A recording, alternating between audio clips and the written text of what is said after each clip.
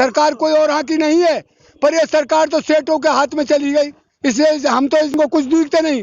हमको ये क्या कटोरा हाथ में देना चाहती है, हमको मुफ्त अनाज का क्या मतलब था? जैसे जियो की सिम पहले मुफ्त मिली, इन्होंने देश के मजदूरों को, गरीबों को बहका लिया है। कभी बुजुर्ग होता नहीं बेटे, और किसान वो दमदार है, मोदी को दिखा देगा एक ये ना ठंड से डरे, ना पानी से डरे, ना बरसात आ जाए उससे डरे।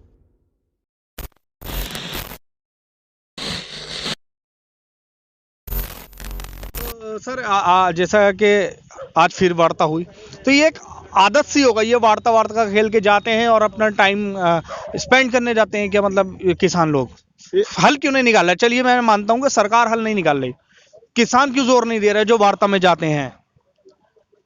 मुझे ऐसी बातों पर बड़ी एक हंसी आती है। एक फिल्म है, जो फिल्म बनाने वाले थे जिन्होंने ये डायलॉग दिया कि तारीख पे तारीख, तारीख पे तारीख, तारीख पे तारीख, आखिर क्या मिला? तारीख। वो इस सरकार में शामिल हैं, फिर भी हमसे पूछते हैं, आज हमसे पूछते हैं। काले कानून किसानों ने नहीं बनाए, किसान गांव से परेशानी लेके शहर में नहीं आए। किसान तो उस जो हमारे भारत के संविधान के जनतंत्र के अनुसार जिनको चुना गया, जो माननीय प्रधानमंत्री मोदी जी हैं, नरेंद्र मोदी जी अपने आप को कहते हैं, हम तो उनसे मिलने जा रहे थे, उनको ये पूछना जा रहे थे कि ये बिल आप किस परिस्थिति में लाए, आप पर क्या विपदा आन पड़ी, क्या ये बिल कोरोना से भी भारे पड़ रहे थे आपको? आखिरकार कारण कौन सा था जो कोरोना जैसी महामारी में आप घर से नहीं निकलने देते रहे? आपकी पुलिस जो है हमको पीट रही थी घर से निकलने पर। ऐसी स्थिति में आपको ये बिल बनाने की क्या जरूरत पड़ी आखिरकार?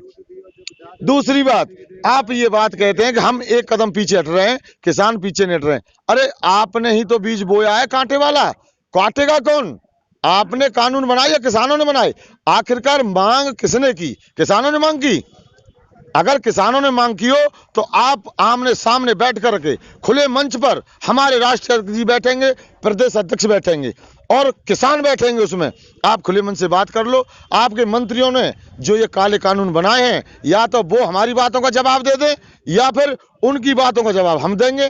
आखिरकार आप किसान की दो न्याय की बात करते हैं और ये कानून और ले आए। आप ये बता दो, वर्तमान में तो आज तक आपका कोई कृषि विशेषज्ञ बता नहीं पाया कि आज की तारीख में किसान की आय है कितनी, ये बताओ। अच्छा ये बताइए, सरकार संशोधन के लिए तो राजी है ना, तो सरकार का कहना है संशोधन पे क्यों नहीं मान रहा है किसान? आप ये बताओ कि किसी आदमी को जहर दे दिया जाए और उसमें संशोधन कर लिया जाए कि 50% जहर और खा लो, आधा आधा कर लेते हैं जहर को, क्या वो सही रहेगा? ये किसान के बच्चों के लिए जहर है, और ये वो जहर है जो 72 घंटे और 78 घंटे में जाकर के कहीं पता चलेगा, यानी 1 साल बाद पता चलेगा कि ये बिल का असर किसानों पर क्या पड़ रहा है। ये वो बिल है, तो ऐसे बिल को हम तो उसमें संशोधन क्या करना है? आपके ही मंत्री मान चुके हैं कि हाँ इसमें कुछ गलतियां हैं, जिसमें गलतियां हैं तो उसे वापस लेने में ऐसी कौन सी आप आफत आ गई, या आप पर किसी पैसे वाला का कौन सा दबाव आ गया जो कि इसको आप वापस क्यों नहीं ले रहे हैं? आखिरकार बात क्या है, कौन सा दबाव है? आप ये बताइए। अडानी अंबानी ये खरीद रखा है क्या, या किसी और कोई दबाव है? क्या बात है? आखिरकार क्यों नहीं वापस ले रहे हैं? ऐसा कौन सा रवैया जो आप अपना रहे हो, जो ताना सा रवैया है आपका, ये क्यों कर रहे हो भाई? ये तो किसानों की बात है, किसान ही इसको समझ सकता है। अरे मोदी जी, आप कम से कम किसानों को बख्श दीजिए। क्यों कि आपके जब बच्चे नहीं हैं तो जिनके बच्चे हैं उनको तो रोटी खाने दीजिए। अरे आप तो पैसे वाले हो गए, ये सबको पता है। 2014 में जब आए थे आपके अंदर ये विश्वास था कि मैं किसानों का भला करूंगा, और 14 के आने के बाद धीरे धीरे आप भूल गए कि किसान कहाँ रहता है, किसान की परिभाषा भूल गए। आज किसान को आप खालिस्तानी बताते हैं, पाकिस्तानी बताते हैं, चाइनीज बताते हैं, और ये साथ साथ एक और कहते हैं आप कि पाकिस्तान फंडिंग कर रहा है। कल परसों आप ही चिल्ला रहे थे कि पाकिस्तान भुखमरी की कगार पर है, पाकिस्तान के पास खाने के लिए नहीं है। आज पाकिस्तान एक रात में आपने पैसे पहुंचा दिए, इतना बड़ा हो गया कि हमको फंडिंग करने लगा। आखिरकार वो पाकिस्तान में कौन सी पैदावार हुई? आखिरकार हमको बताइए ना, ये तो समझाइए तो मैं आपसे ये कहना चाहता हूँ, आपके माध्यम से ये कहना चाहता हूँ कि ऐसे आखिरकार ये काले कानून वापस करने में आप पर कौन सा दबाव है, उसको बोल दीजिए, आपको बचा लेंगे। क्या दबाव है क्योंकि आप बताइएगा। बुजुर्ग हैं, सुप्रीम कोर्ट ने कहा है कि बुजुर्ग औरतों और बच्चों को नहीं रहना चाहिए, तो आपकी बुजुर्गी का आलम है, तो आपको कोई परेशानी हो रही है तो सुप्रीम कोर्ट कह रहा है कि आप यहाँ से चले जाइए। देखिए भाई, बुजुर्ग तो वो होता है जिस पे खाट में से उठा ही नहीं जाता। किसान तो कभी बुजुर्ग होता ही नहीं। 90 साल तक वो अपने खेत को, पशु को, अरे बच्चे काम को चले गए तो वो तो सानी भी करता है अपने पशुओं की, और कोई लवारा जेंगरा खूट गया तो उसको भी बांधता है। किसान की इनको पता क्या है? अरे बुजुर्ग तो वो हैं जो बुजुर्गों की बात करते हैं। किसान कभी बुजुर्ग होता नहीं बेटे। और किसान वो दमदार है, मोदी को दिखा देगा एक ये ना ठंड से डरे, ना पानी से डरे, ना बरसात आ जाए उससे डरे। भाई हमारे ऊपर जो इन्होंने जुर्म ढाया है, या तो इनकी बुद्धि को भगवान सही कर दे, ये वो अपनी कानूनों को वापस ले ले।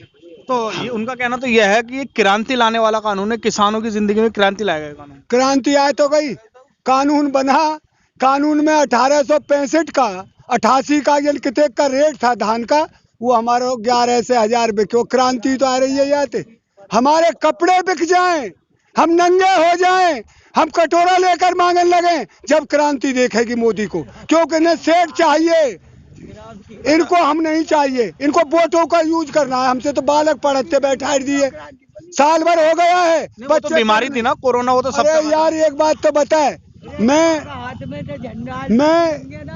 किसी के खेत में काम करने लाए नहीं जाऊं, मुझे पैसे दे देगा वो? हमारे बच्चा था नाती, उसने कहा दादा वो मास्टर को 4200 रुपये दे भी आया छोरा, फिर नुको बैठे ना दे क्लास में, नुको पूरे पैसे थे। हम तो बने हुआ बन को बालक पढ़े ना, और पैसा साल भर को मांग रहे। इनकी कानूनी जड़ कैसी बना देंगे? सेठन के नहीं है, सेठों का स्कूल है, किसानों का कोई स्कूल नहीं है। ये तो सेठों को देना चाह रहा है सब चीज को। अरे इनका रेल बेच दी, हवाई अड्डा बेच दिया, जिन क्या क्या सौदा बेच के अब किसानों ने लगा दिया लेन पे धरती बेच के। हम उनके आगे भैया जाके हाथ पसारे और उनके खेतों में काम करेंगे, सीधा दिख गया। इसलिए जो हमको मुफ्त अनाज का क्या मतलब था? जैसे जियो की सिम पहले मुफ्त मिली, इन्होंने देश के मजदूरों को, गरीबों को बहका लिया है कि भाई मजदूर को 5-4 महीना वैसे फ्री अनाज बांट दिया। भाई मोदी बहुत बढ़िया है। अरे मोदी की जब पता पड़ी है, ये इसने तो देश के किसानों के साथ बहुत छलावा किया है और इसकी पोल खुलती जा रही है। अब किसान इनकी बातों में आने वाला नहीं है और अपने काम को तो ये आप करके जाएगा और देश के गरीब को भी नहीं मरने देगा। अब तक इतना वो था एक 500 मन से या 600 मन से कितना भी स्टॉक ज्यादा नहीं कर सकता, अब तो अन्य कह कितना भी करे, किसान तो न्यू मरेगा। जब वो फसल से पहले ये अपनी उसको उतार देंगे मंडी में। जब आलू तुमने देखा होगा बेटा, तेने भी खाया होगा, 50 रुपये किलो तो हमने खाया होगा गामन में, शहर की तो पतो ना। हमारा गांवों का आलू 10 रुपया किलो बिका पिछली साल और 50 खाना पड़ा। इस तो ये आफत हमते ही ना है, इन गरीब भैया लग रही है। तो हम तो आपके चैनल के माध्यम से बेटा यही कहना चाहते, ज्यादा से ज्यादा जनता को जगाइए और सुनाइए जो नहीं जानते। हम भी नहीं जाने, हम रोज टीवी देखा, हमने कहा भैया कानून बढ़िया बता रहे, पर जब इनका जुर्म देखा हमने कहा भैया हम 2 आए अपने गांव से और आ जाएंगे। हमने कहा भाई जरूर चलेंगे और चिल्ला बॉर्डर पे आएंगे, वो आज ना तो गए ना है और ये इरादा करके आए या तो यहाँ से अर्थी ही जाएगी और अर्थी की भी ये कह दिया है ये मिट्टी यहीं फूक जाएगी, बे सकते या चिल्ला बॉर्डर पे मर जाए, आगे मर जाए, वहीं पजारत जाइए। जाके क्या करेंगे? या तो ये हमारे बात को मान जाए और नहीं, हम डरने वाले नहीं, जबरदस्ती गुथ नहीं रहे। हमें एक पैसे का भी यहाँ सरकार का नुकसान होता हुआ हमारा नुकसान है। सरकार है कौन? हम ही सरकार है, सरकार कोई और यहाँ की नहीं है। पर ये सरकार तो सेठों के हाथ में चली गई, इसलिए हम तो इनको कुछ दिखते नहीं। हमको ये क्या कटोरा हाथ में देना चाहती है? भैया सोचिए, हमारी जमीन को इकरार करवा के सेठों के यहाँ हम कमाएं और ये हमको बर्दाश्त नहीं।